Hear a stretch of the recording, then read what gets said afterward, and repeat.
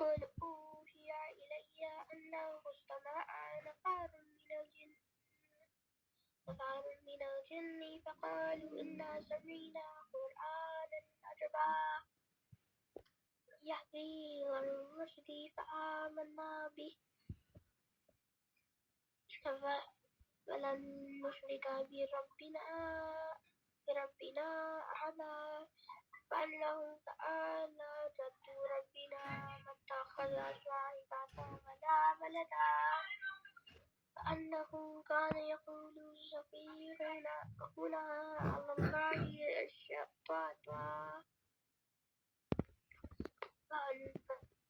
ظننا